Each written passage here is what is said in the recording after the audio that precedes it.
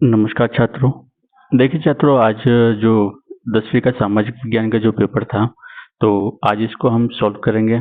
तो आप अपना जो पेपर है इसको चेक करें, कौन सा सही हो रहा है, कौन सा गलत हो रहा है, और जो उत्तर मैं जो बोलता हूँ उस उत्तर को आप ध्यान से सुनें। तो हम चलते हैं प्रश्न की ओर। देखिए, जो मैं प्रश्न पत्र हैं वो सेट जो ए हैं वो ले रहा हूँ। तो जो पेपर की जो सीरीज हैं वो ए सीरीज हैं, तो आप प्रश्न उत्तर को देख लेना कि कौन सा प्रश्न है, क्योंकि अलग अलग सीरीज में अलग अलग प्रश्न उत्तर दे रखे हैं। तो चलते हैं प्रश्न की ओर। देखिए देखिए प्रश्न है, गन्ना उत्पादन में भारत का विश्व में स्थान है, पहला, दूसरा, तीसरा या पांचवा। तो आपका इसका उत्तर हो जाएगा ब दूसरा। क्या उत्तर होगा? दूसरा। दूसरा स्थान है गन्ना उत्पादन में भारत का विश्व में। ठीक है। प्रश्न नंबर 2। प्रश्न है, ग्रिम बंधुओं का जन्म हुआ था, यानी जो ग्रिम बंधुओं का जन्म है वह कहाँ हुआ था? तो जर्मनी, फ्रांस, रूस या ऑस्ट्रिया। तो आपका इसका उत्तर हो जाएगा ए, जर्मनी। क्या होगा? जर्मनी। तो आपको इसका उत्तर लिखना था जर्मनी। तीसरा प्रश्न, हिंदुस्तान सोशलिस्ट रिपब्लिकन आर्मी की स्थापना की गई, यानी इसकी स्थापना कब हुई थी? 1927, 1928, 1929, 1925। तो इसका उत्तर आपका हो जाएगा 1928। क्या हो जाएगा?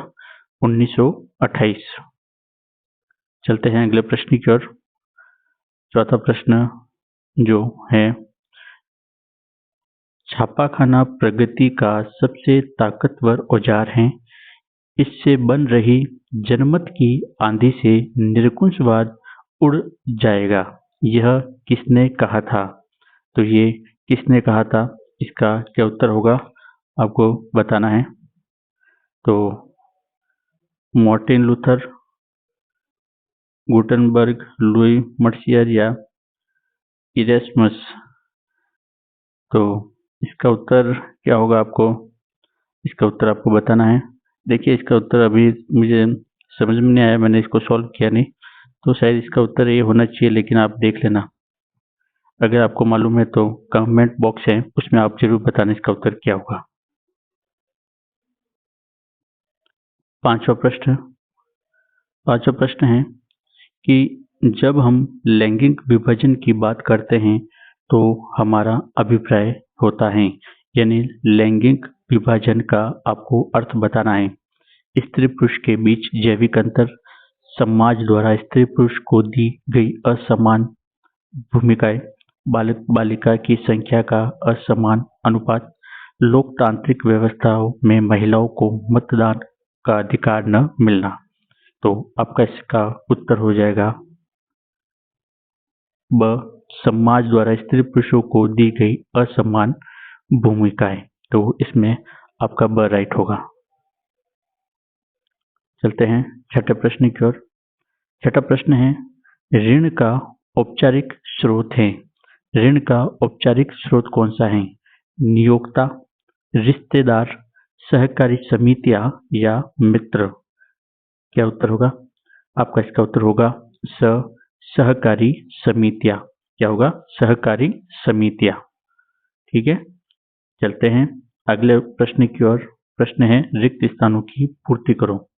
तो रिक्त स्थान की पूर्ति करना था इसमें। तो पहला प्रश्न है, अंतर्राष्ट्रीय स्तर पर संसाधन संरक्षण की वकालत में क्लब ऑफ रोम ने की। तो कब की? इसका उत्तर होगा 1968। क्या होगा? 1968। पहले रिक्त स्थान में क्या होगा? 1968। दूसरा है, भारतीय विदेशी सभी फिल्मों को प्रमाणित करने का अधिकार है, यानी जो भारतीय और विदेशी जो फिल्म है उसको प्रमाणित करने का अधिकार किसको है? तो आप इसकी शॉर्ट फॉर्म लिख सकते थे C B F C. C B F C. क्या होगा? C B F C. तो आपका इसका उत्तर होता सी बी KFC यानी केंद्रीय फिल्म प्रमाणन बोर्ड। आपका ये उत्तर होता। तीसरा रिक्त स्थान है उदारवादी राजनीतिज्ञ फ्रैंकफर्ट संसद के एक निर्वाचित सदस्य थे। तो उन सदस्य का नाम बताना है आपको। तो उसका तीसरे का होगा हेनरिक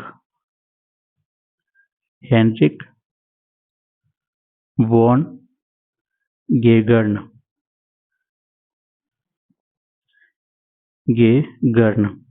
हेनरिक वॉन गेगर्न इसका उत्तर होगा आपका तीसरा रिक्त स्थान का। चौथा रिक्त स्थान है खाली स्थान पर आधारित सामाजिक विभाजन सिर्फ भारत में है। तो आप यहाँ लिख सकते हैं जाति, यानी जाति पर आधारित सामाजिक विभाजन कहाँ पर है? सिर्फ भारत में है। यानी जो जाति के आधार पर जो सामाजिक विभाजन है वह केवल भारत देश में है। तो चौथे जो रिक्त स्थान है इसमें आता जाति। चलते हैं पांचवा रिक्त स्थान। लोकतांत्रिक व्यवस्था राजनीतिक पर आधारित है। तो आपका इसका होगा समानता। किस पर आधारित है? समानता पर आधारित है। किस पर आधारित है? समानता पर आधारित है। छठा प्रश्न भूमिगत जल संसाधन का उदाहरण है। तो आप लिख सकते हैं प्राकृतिक। इसका उत्तर होगा प्राकृतिक संसाधन का उदाहरण है।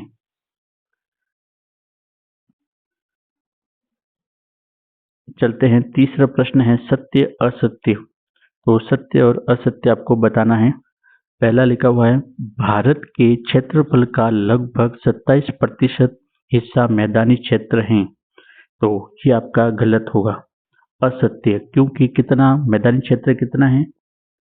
43 यानी 43% मैदानी क्षेत्रफल है भारत का कुल क्षेत्रफल का।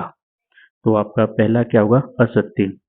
दूसरा प्रश्न है कि बांध बहते जल को रोकने, दिशा देने व बहाव कम करने के लिए खड़ी की गई बाधा है। तो ये आपका सही होगा। पहला गलत था, असत्य। दूसरा है सत्य। तीसरा है स्मिथफील्ड में लंदन का सबसे पुराना कपड़ा बाजार था। ये भी सही है, सत्य। क्या होगा इसमें भी? सत्य होगा। चौथा लिखा हुआ है विक्टोरिया कालीन ब्रिटेन में उच्च वर्ग के लोग कुलीन और पूंजीपति वर्ग के हाथों से बनी चीजों को तरजीह नहीं देते थे। तो देते थे, इसलिए ये आपका असत्य होगा। इन पहले में आपने कहा असत्य, दूसरे में सत्य, तीसरे में भी सत्य और चौथे में असत्य।